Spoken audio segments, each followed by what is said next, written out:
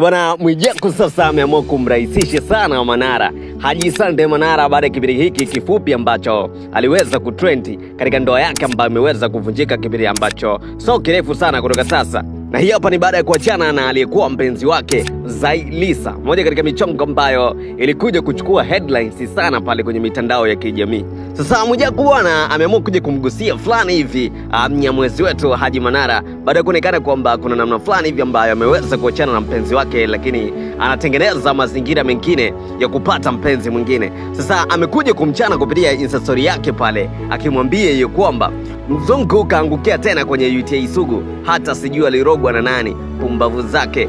Huyu ataishia pale pale kwenye misingi, mtoto mwenye ni mali ya umma kwa kanda ya ziwa. Moja katika michongo ambayo alikuja kuigusia pale Mwijaku kupitia Insta story yake, lakini pia alikuja kuchanganya watu wengi sana. Tunajua kwamba Mwijaku ni moja katika watu ambao walikuwa kimkandia sana Haji Manara, lakini hiki kipindi cha jana hapa na juzi tumeweza kumuona Haji Manara yupo karibu sana na Mwijaku. Moja katika michongo ambayo imeweza kuwashangaza watu wengi sana. Manara aliweza kufunguka kupitia page yake ya Instagram juu ya michongo ambayo inaendelea pale mtandaoni, lakini pia issue ya Mwijaku kumwandama sana kwenye michongo yake na kumsema vibaya. So alikuja kufunguka pale kupitia page yake Instagram akisema kwamba na bado kutwa kunitukana mitandaoni, akaonesha vimoji fulani hivi vya kucheka vyenye masihara. Akaendelea kusema kwamba nimegundua wabongo wengi sana usahau fadhila walizotendewa, na hasa wakijipata japo kidogo.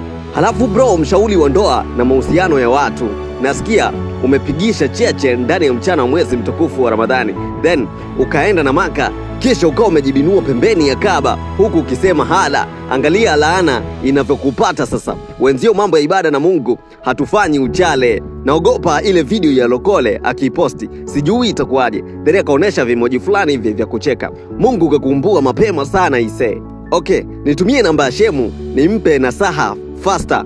Then akamalizia kwa kusema pia moja katika vitu ambavyo alikuja kuvifunguka Haji Manara ambavyo vinamuhusu Mwijaku, lakini hatujui ni kitu gani ambacho Mwijaku ameweza kukifanya, kiasi cha kwamba kuna videos ambazo anazo Juma Lokole ambayo inatabiriwa kwamba akiweza kuziachia itakuwa ni cheche sana.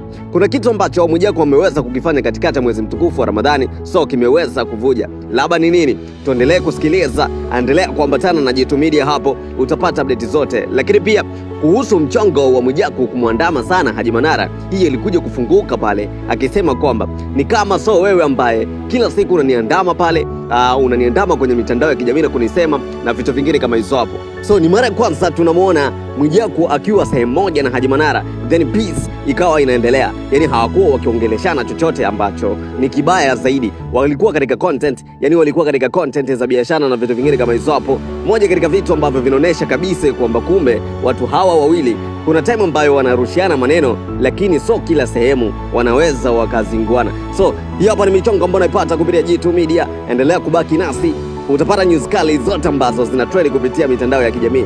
Mimi nataka unipange hapo kwenye uwanja wa comment ni kitu gani ambacho unakiona kwa Mwijaku ambacho hakiwezi kubadilika siku zote, ambacho kinawahusu watu maarufu wote, kutokana na hii michongo ambayo nawasema watu wengi sana, wakina Mwambino na watu wakina Haji Manara kama hizo hapo. Mimi nataka unipange ni kitu gani ambacho Mwijaku anacho kuhusiana na hii michongo.